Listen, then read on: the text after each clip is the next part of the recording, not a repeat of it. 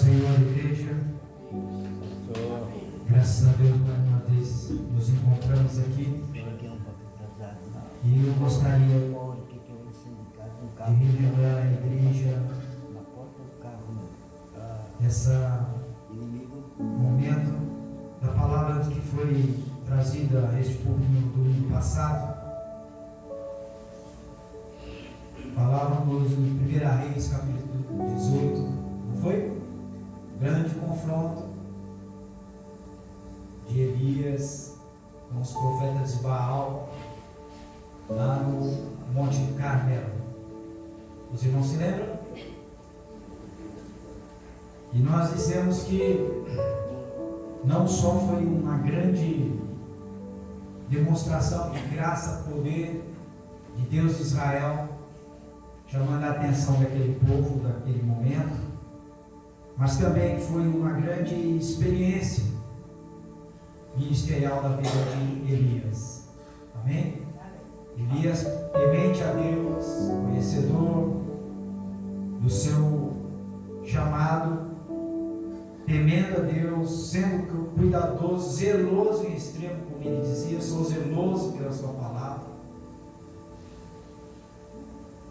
Mas mesmo assim também ele era um homem sujeito a medos, sujeito a passar a enfrentar dificuldades, como todos nós. Amém? E nós trouxemos a mensagem para a igreja e dissemos para os irmãos que o grande desafio da igreja é prevalecer contra a idolatria. Amém? E às vezes a idolatria entra na nossa vida, entra no nosso cotidiano, entra nos nossos atos, nas nossas ações. Às vezes a gente nem percebe. E muitas vezes pensamos que idolatria simplesmente é a questão do âmbito religioso, sim ou não? De ficarmos na questão do debate interreligioso, como se dizer assim, né? Tal religião é correta, a outra não é, a outra não sei o que, a outra adora não sei o que, outra... Pensamos que às vezes a idolatria só se emprega ou só se identifica no âmbito religioso. Não é assim? Normalmente fazemos essa análise? Não. Idolatria muitas vezes é aquilo que nós damos preferência na nossa vida. Idolatrarmos ao darmos maior atenção, darmos maior valor a algumas coisas as quais não relacionadas com Deus. Amém? Não com a intimidade na vida de Deus. Então, naquela época, pelo rei ter cometido vários erros, ser um péssimo representante de Deus no meio do povo, o povo também começou a prevaricar. E isso ocorreu diversas vezes, em diversos reinados na história. Mas nós trouxemos aqui para a igreja, no domingo passado, esse fato do Elias, esse momento do Elias, quando Deus levanta Elias e fala: você vai lá e vai advertir aquele camarada. Deus estava falando de quem? De Acabe, não é? Lembram disso? E eu disse que Acabe estava cometendo erros gravíssimos. Desobedeceu a questão do casamento. Casou com uma estranha, casou com uma idólatra, casou com uma Sidônia.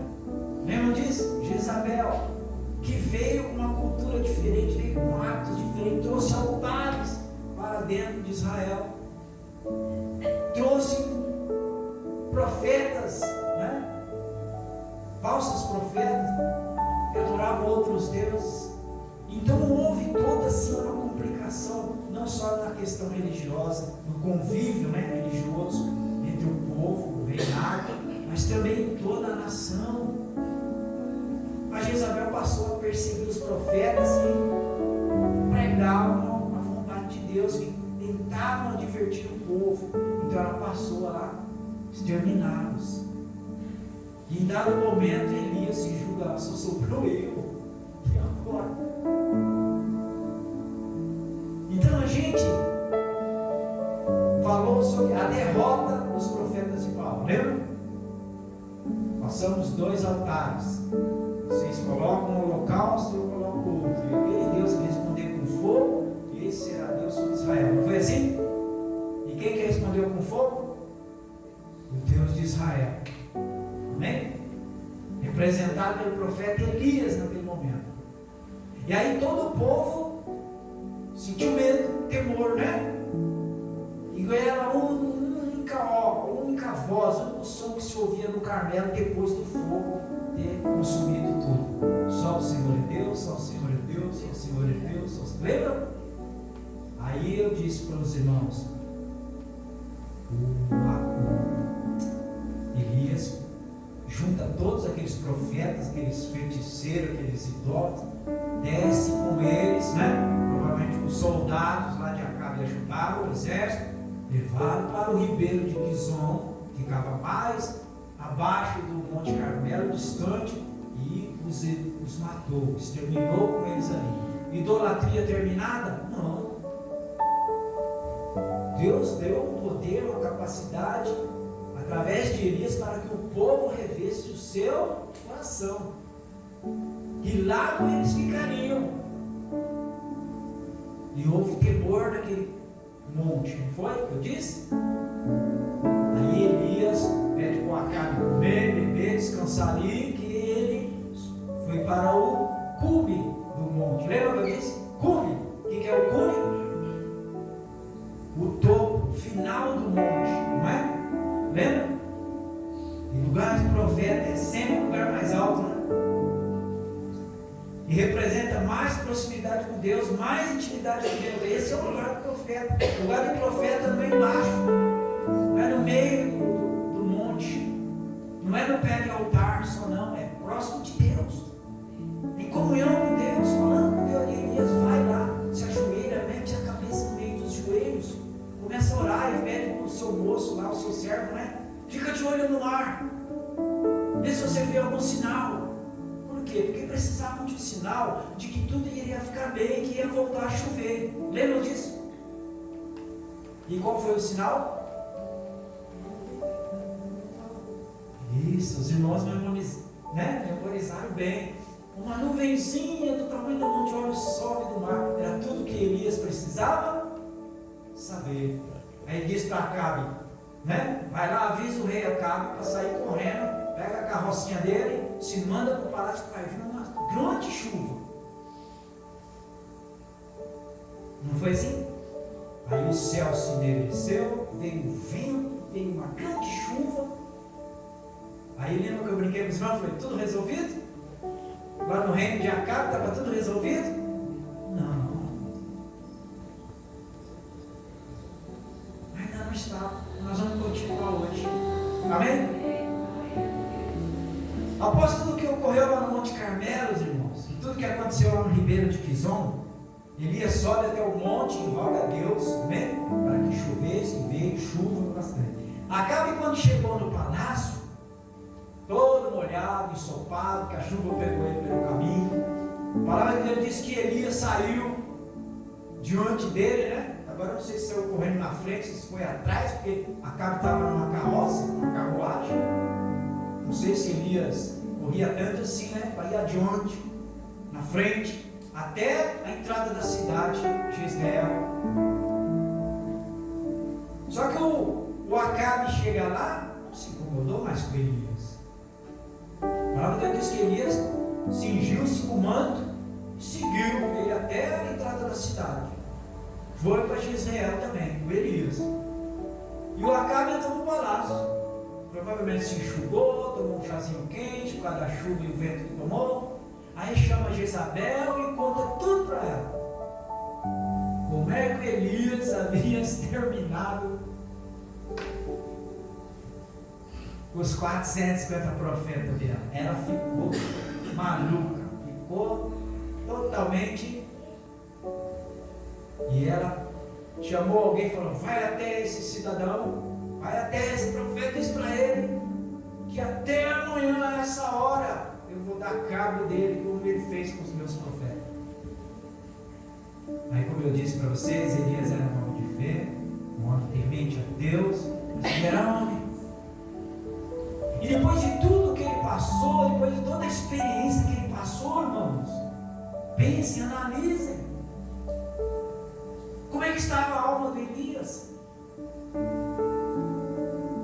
Acabe não disse disse para ele assim: só o Senhor é Deus, Elias, você tinha razão, eu vou obedecer, eu vou botar ordem, eu vou mandar Jezabel embora, eu vou... Não. O Acabe correu para o colo da Jezabel. O Elias ficou com a conta para pagar, né? E ele sentiu um temor. Aí nós vamos ler isso. Vamos lá. Capítulo 19, irmão Wilson. Versículo 1, do 1 ao 7.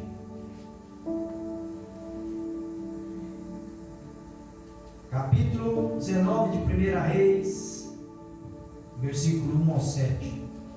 Diz assim: E Acabe fez saber a Jezabel tudo quanto Elias havia feito, e como totalmente destruíra com todos os seus profetas a espada. Então Jezabel mandou um mensageiro a Elias, dizendo: Assim me façam os deuses em outro canto, se der certo, amanhã a estas horas não puser a tua vida como a de um deles. Ou seja, né? Vou matar você também, Elias. O que vendo ele, se levantou e para escapar com vida, se foi e veio a Berseba, que é de Judá, e deixou ali o seu moço. Olha como Elias era cuidadoso, zeloso. Ele pegou o servo dele e levou para o reino de baixo, para Judá, que era um outro reino, estava sob custódia de um outro rei. Provavelmente falou para ele: fica aqui que aqui você vai estar salvo. Aqui Jezabel não tem poder, né? Fica aqui. E ele se foi ao deserto, caminho de um dia, e veio e assentou-se debaixo de um zimbro, e pediu em seu ânimo a morte, e disse: Já basta, ó Senhor, toma agora a minha vida, pois não sou melhor que os meus pais. E deitou-se e dormiu debaixo de um zimbro. E eis que então um anjo o tocou e lhe disse: Levanta-te e come. E olhou, e eis que à sua cabeceira estava um pão cozido sobre as brasas e uma botija de água. Comeu e bebeu e tornou a deitar-se. Versículo 7. E o anjo do Senhor tornou segunda vez e o despertou e disse: Levanta-te e come, porque muito comprido será o teu caminho.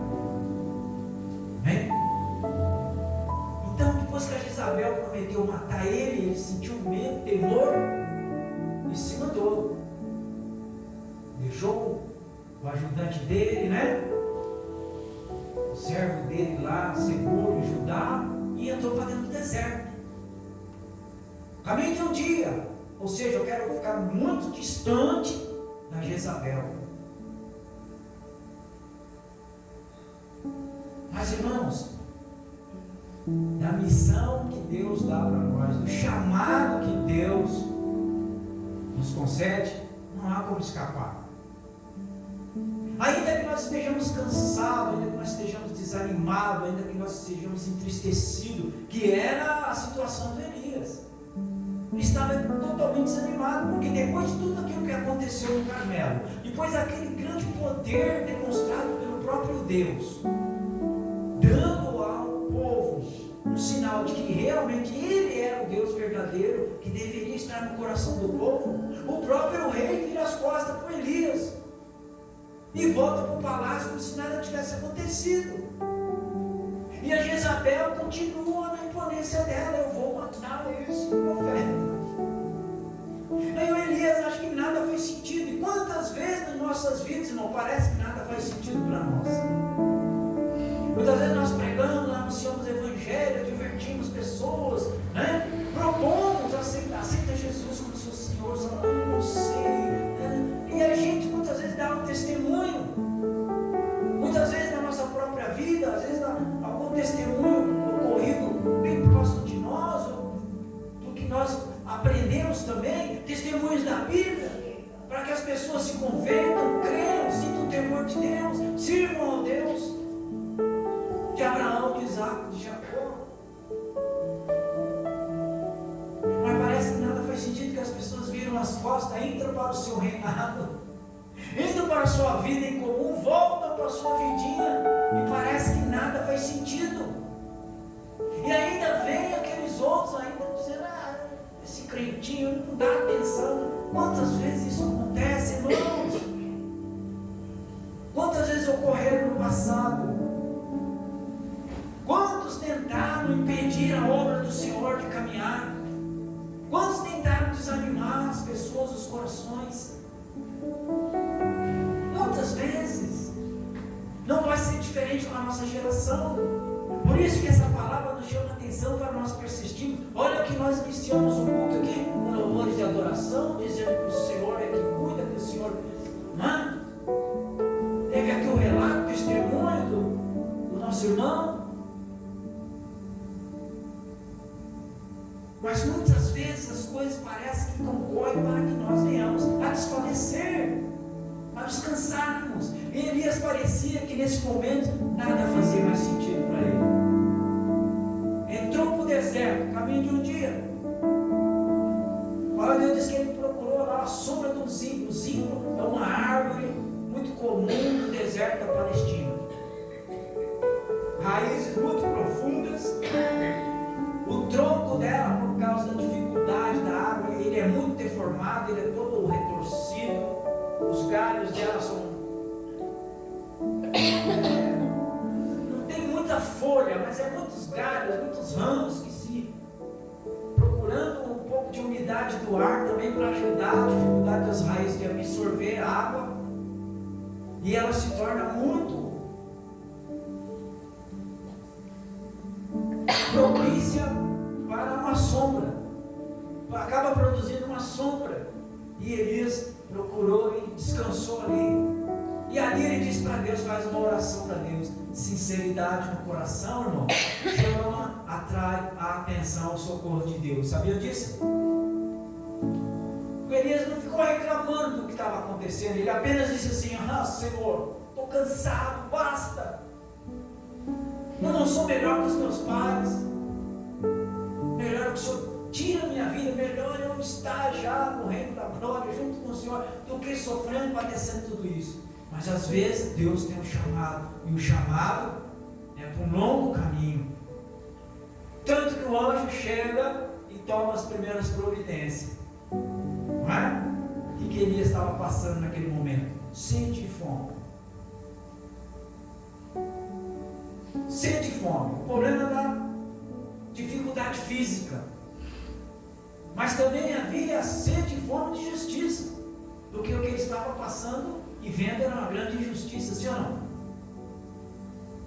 Mas o anjo aparece, desperta ele, come.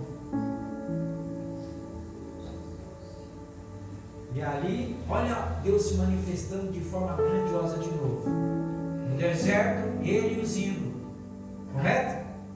Não. Ele, os ímpios, o anjo e a mão de Deus. Amém? Pão assado, cozidinho, quentinho, na brasa. Amém? Quantos aqui já ouviu falar, cientificamente provado, né? Quem já foi, eu nunca fui, mas quem já foi para lá sabe, durante o dia, 51, 55, às vezes 60 graus de calor. E nas noites, nas madrugadas, cai para -1, -2, -3, até -5. Muito frio. Brasas, pão quentinho. Amém? Abre. Olha a providência de Deus na vida do Elias. E hoje diz para ele assim: come e bebe. Ele comeu. Bebeu. Voltou a dormir, deitar-se de novo, diz aqui o texto. E o anjo chama ele de novo, talvez amanhecer do dia. Come, porque logo será a tua jornada. Amém? Muitas vezes, irmãos, nós na nossa vida cristã, na nossa vida devocional com Deus, muitas vezes nós estamos esperando muitos banquetes, muitos manjares, um grande alimento. Queremos comer todo dia. Mas Deus, Ele provê o necessário. Deus não deixa você padecer. Deus não permite que você desfaleça, você morra. Deus vai sempre ter um cuidado especial. Amém? Levou para Ele o que era mais necessário naquele momento, o alimento físico. Fortaleceu Ele fisicamente, porque Ele tinha um longo caminho. Ele tinha ainda uma grande missão para realizar para Deus. Quantas vezes nós paramos para pensarmos nisso? Por que eu padeço isso? Porque era o que Elias estava passando. Sim ou não? Quando ele disse, Senhor, basta, ele falou, poxa, eu estou cansado. E quantas vezes você já pensou também? Olha que aqui nós já iniciamos o culto falando, não pare. Você pensou em parar, não para, não desista. Mas às vezes nós estamos pensando, está difícil, para que vale a pena?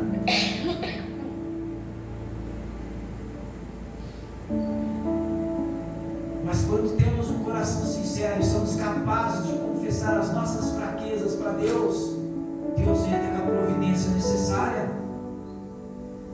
Essa não foi uma queixa, foi uma oração, mais uma oração. E Elias faz a Deus, Senhor, basta. Aí ele se coloca e fala, Senhor, tenha misericórdia de mim, eu não sou melhor que os meus pais. Ou seja, agora o Senhor precisa me tratar de uma maneira tão especial. O Senhor não precisa me fazer o melhor, o maior dos profetas dentro da história bíblica, porque eu não sou melhor que os meus pais. E às vezes nós queremos ser o melhor crente, sim ou não? Tem tanto crente querendo ser o crente top. Aquele que, o povo olha e fala, nossa, Deus é com ele. Nossa, as bênçãos estão sobre a vida dele. Mas às vezes, e o coração? A aparência? Não, Deus não leva em conta a aparência. Deus não está preocupado com a aparência. Deus está preocupado com a nossa comunhão com Ele. Que é dentro da nossa comunhão com Ele, é que as grandezas dele vão ser reveladas a cada um de nós. A bondade dele vai nos alcançar em qualquer momento da nossa história. Dentro você alegre, triste, sofrendo com dor ou não, doente ou não. A misericórdia dele vai nos alcançar. Elias, para escapar com vida, se mandou para Berseba, que é uma cidade lá debaixo do reino de Judá. Entrou para o caminho, desanimado, cansado, pediu a morte. Mas o anjo socorreu ele. E nós vemos na história bíblica, irmão, que houve muitos que tiveram a mesma dificuldade. O apóstolo Paulo, olha o que ele escreve lá em Filipenses, capítulo 1, verso 23. Se o irmão puder ajudar, para que a gente não erre na íntegra o texto, que eu vou resumir do jeito que mas eu gostaria que os irmãos viessem o texto na íntegra. Filipenses 1, versículo 23, olha lá. Mas de ambos os lados estou em aperto. Ou seja, tudo quanto é lado eu estou com problema, estou com dificuldade, estou com perseguido. Tendo desejo de partir e estar com Cristo. O que Paulo está dizendo? Vontade de morrer e ir embora para a glória com Cristo. Sair no meio desse sufoco. Quantos crentes hoje não estão vivendo essa dificuldade, irmãos? Estão cansados de ver as coisas do jeito que está indo. É a igreja se corrompendo, é crente caindo da fé, é crente traindo a promessa, quebrando a aliança com Deus. É um mundo cada vez mais perverso, a maldade crescendo, os jovens cada vez mais desobedientes a pais e mães, a criminalidade aumentando, parece que tudo que é errado chama mais atenção, sim ou não? E estar com Cristo, porque isto é ainda muito melhor. O Paulo dizendo isso. observar, irmãos, Hebreus capítulo 3, versos 5 e 6.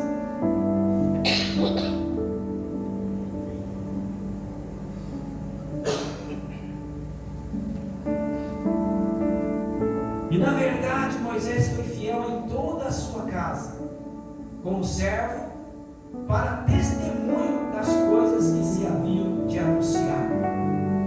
Fiel em toda a sua casa.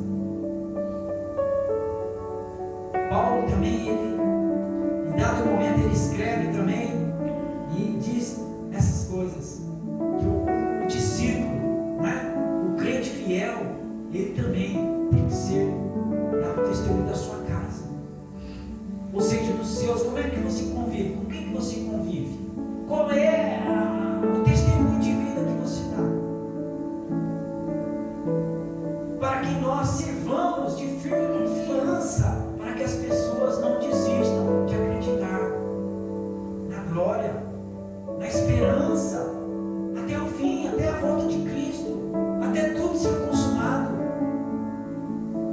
E isso depende muito, irmão, da qualidade de vida cristã que nós praticamos. Depende muito da qualidade que se agrega dentro das igrejas. Em relação à fé, à esperança, à palavra, à doutrina, os sentimentos, os enlaces, a sinceridade. E a gente observa que Elias, ele estava num momento difícil, e ele se julgava o único sobrevivente, porque Deus estava tendo misericórdia dele. Moisés, irmãos, também passou por essa dificuldade. Moisés sobe ao monte, Horebe, 40 dias e 40 noites lá, falando com Deus. E o povo embaixo.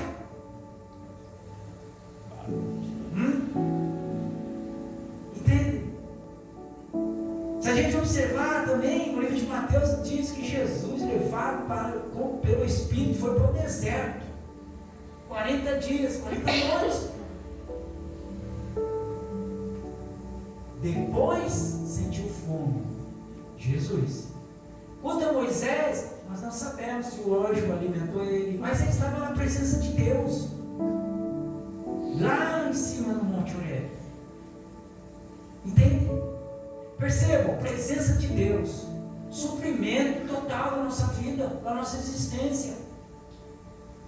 Quando estamos em comunhão com Deus, quando estamos próximos de Deus, quando queremos Deus, quando desejamos viver uma vida com Deus, irmãos, não há fome espiritual, não há dúvida no nosso coração.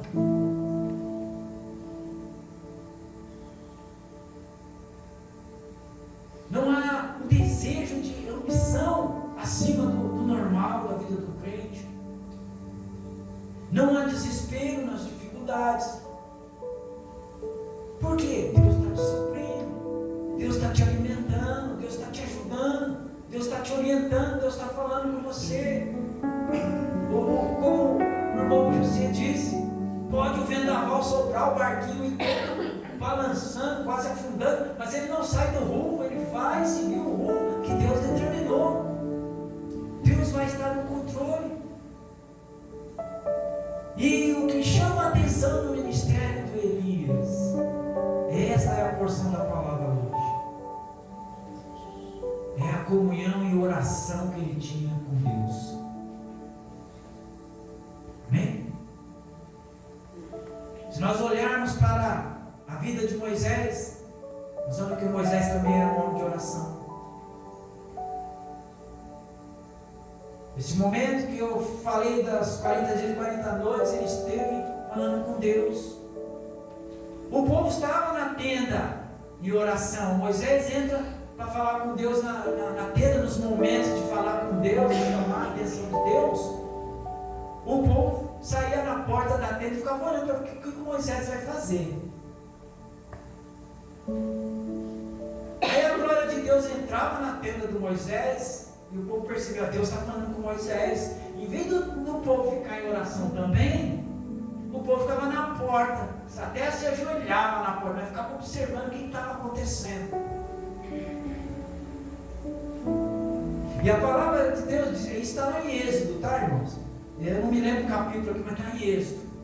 E aí a gente observa, irmãos, que só havia um do lado de Moisés que ficava dentro da sua tenda.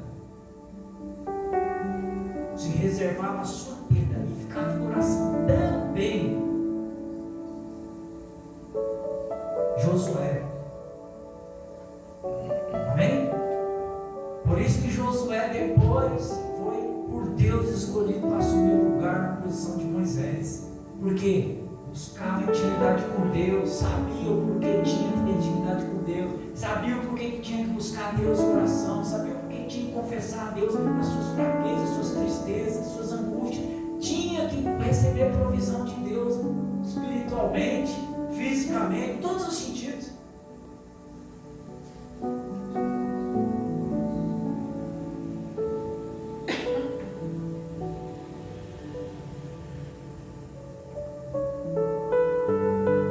Observarmos, irmãos,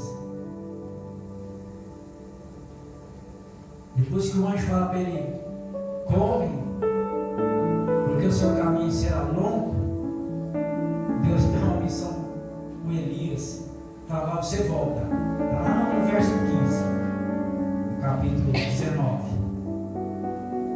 vai e volta pelo caminho para o deserto de Damasco. Você não vai mais por Berseba, você vai para Damasco agora. Damasco é o que? Do outro lado. Já indo para o reino da Síria. Uma outra nação. E fala assim para Moisés, ou para Elias, perdão. Você vai para Damasco e irá ungir a Azael como rei sobre a Síria. E depois você vai voltar para Israel e vai ungir a Jeú, rei em Israel.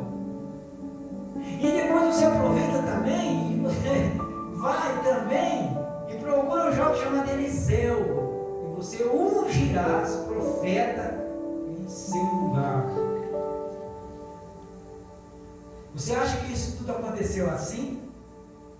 E uma coisa que eu levou tempo. A Bíblia é rápida, né? A gente lê, parece que Elias, né? Chegou a Azael, ungiu, depois já foi Jeú e ungiu. Não, levou um tempo, tem um processo. Longo será o teu caminho. Quantos dias e quantas noites ele havia caminhado até Berseba para ir para Damasco? 40 dias, 40 noites. Precisava do alimento, o anjo alimentou. Amém?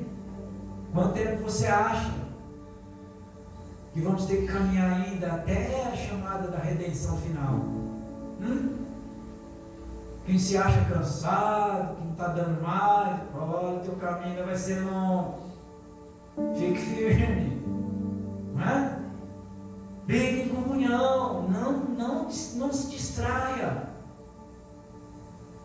Fique em oração.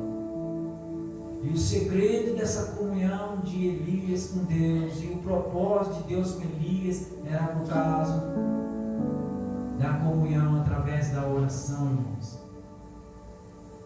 Há algum tempo eu venho batendo, irmãos, precisamos orar, irmãos, precisamos orar, irmãos, precisamos orar. É porque eu sou insistente, é porque eu estou achando que os irmãos não oram? Não, irmão. O Espírito Santo dizendo, é momento de oração. É o momento de buscarmos Deus em oração. É o momento de vivermos em oração. Por quê? É através da oração que nós chamamos a atenção de Deus. E Deus muitas vezes se limita a ouvir a oração sincera.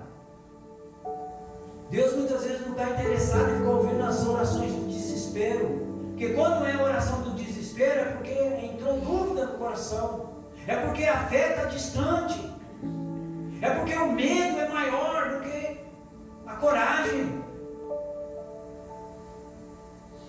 Então nós vamos falar o que não deveríamos, nós vamos pedir o que não deveríamos, nós vamos nos comportar da maneira que nós não deveríamos nos comportar, sabendo que esse Deus é grandioso, é poderoso, misericordioso, amoroso, que vai cuidar de nós sempre. Aí no verso verso 18, depois de toda essa tarefa que ele deu para Eliseu, ele fala: Elias. Ele diz para Elias: Elias, eu fiz ficar em Israel 7.000 que não se dobraram a Baal. Pensa a alegria no coração do Elias, achando que ele era o único. Pensa a alegria que era no coração do irmão Moisés aqui, quando chega aqui e vê 2, 3 aqui, 4, que seja 5. Eu não estou sozinho. Entende? Pensa a alegria que é do Espírito Santo. Quando chegamos, entramos em oração aqui, o Espírito Santo diz: opa, não estou intercedendo sozinho. Porque o maior intercessor das nossas vidas é o Espírito Santo. Vocês sabiam disso? Ele intercede por nós com gemidos inexprimíveis. Até quando tudo está contrário em nossa vida, até quando tudo está nos afastando para longe de Deus, o Espírito Santo, ele nos busca, ele nos acha. Ele é o único que tem poder e capacidade sobre essa terra, no nosso meio, de ir nos lugares mais improváveis para resgatar uma alma para Deus, para convencer o pecador do seu pecado. É Ele. Por isso que Jesus dizia aos seus discípulos: ide e pregai o Evangelho em tempo, fora de tempo, vai em todas as nações, em todos os lugares. Porque ele sabia que quem estaria no comando daqueles corações, daqueles missionários, era alguém que tinha o poder. Amém?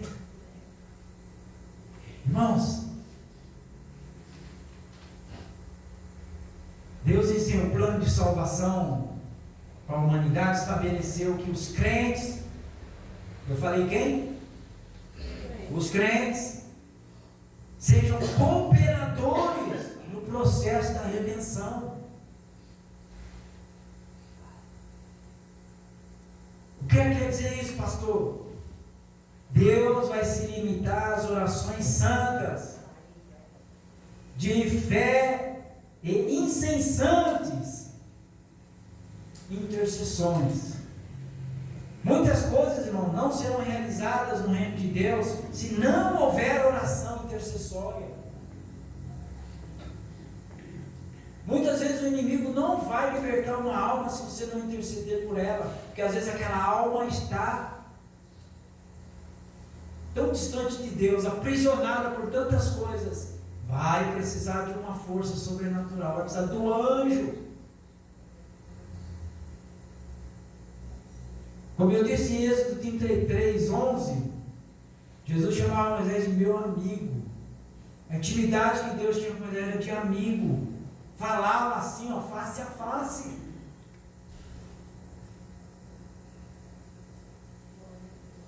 Deus quer enviar, irmãos, obreiros para evangelizar. Jesus Cristo ensina que tal obra não será levada a efeito dentro da plenitude do propósito de Deus, se não houver a nossa cooperação, se não houver as nossas orações, se não houver as nossas intercessões. Por isso Jesus diz lá assim, ó: rogai ao Pai, ao Senhor da seara, que mande ceifeiros para a sua seara.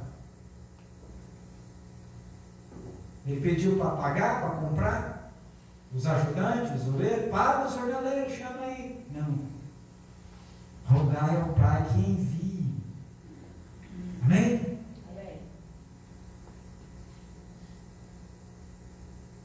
Se orações e intercessões, irmãos, sem elas, o poder de Deus para cumprir muitos dos seus propósitos não é liberado. Somente através de orações contritas do seu povo em favor do reino. E muitas vezes nós oramos para nós, para mim, sim ou não? Senhor, porque eu preciso, Senhor, porque eu quero, Senhor, eu determino, Senhor, o Senhor falou, o Senhor me prometeu.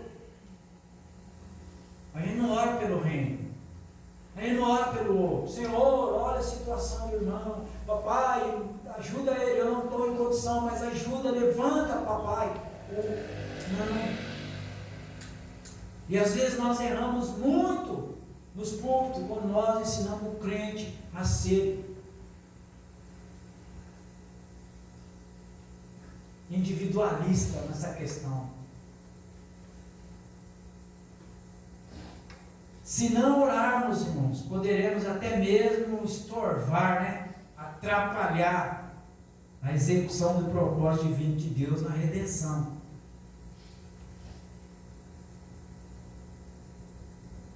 E às vezes individualmente, ou às vezes coletivamente. A igreja que não ora, atrapalha coletivamente. Estamos todos atrapalhando o reino dos céus a crescer, a desenvolver. Então, quando nós proclamamos, o povo vai estar em oração, irmão. Lembre-se do Elias. Elias era um homem temente a Deus, confiante a Deus, de oração, de comunhão com Deus.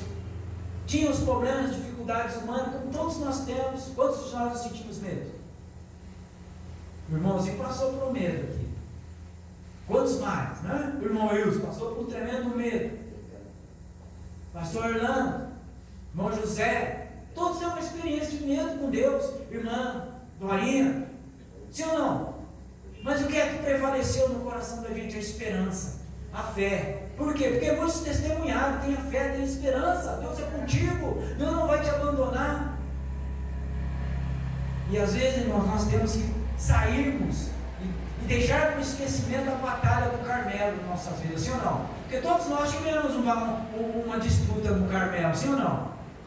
Sabe quando você tem que mandar tudo que é errado para fora, quando você tem que destruir todo o pecado da sua vida, quando você tem que acabar com toda a idolatria da sua vida?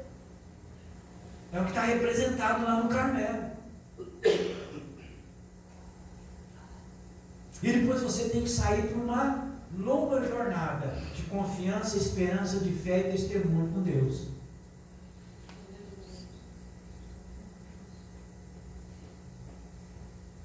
Nós precisamos continuar crendo, amém?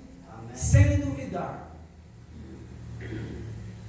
em oração e intercessão. Amém? Amém? E oração, irmãos, é algo fundamental para o crente vencer todos os processos da sua vida. Amém? Oração, intercessão. Vou só finalizar com isso aqui, irmão, no rodapé da minha Bíblia aqui,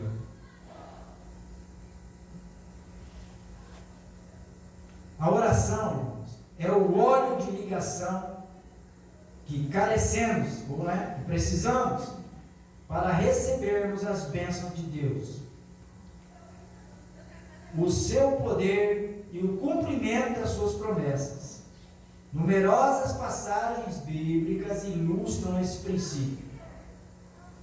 Jesus, por exemplo, prometeu aos seus seguidores que receberiam o Espírito Santo, se perseverassem em pedir, buscar, abater. Amém? Lucas 11, capítulo 5, verso 13. Por isso, irmão, depois que Jesus subiu aos céus, seus seguidores estavam reunidos, permaneceram em constante oração e foram visitados e receberam o derramar do Espírito Santo sobre a sua vida. E significava tudo o que eles precisavam. Aí eles saíram pregando, anunciando, fazendo milagres, maravilhas, sendo curados, repreendendo, expulsando demônios. Eles tinham, amém? Parece que a gente só ensina a igreja a ter poder para enriquecer. Nós precisamos voltar ao caminho. Nós precisamos voltar à doutrina de Cristo. Ensinar o povo a orar, interceder, curar, livrar o povo do inferno, livrar o doente da enfermidade. É esse que é o reino dos céus. É para isso que o reino dos céus foi proclamado.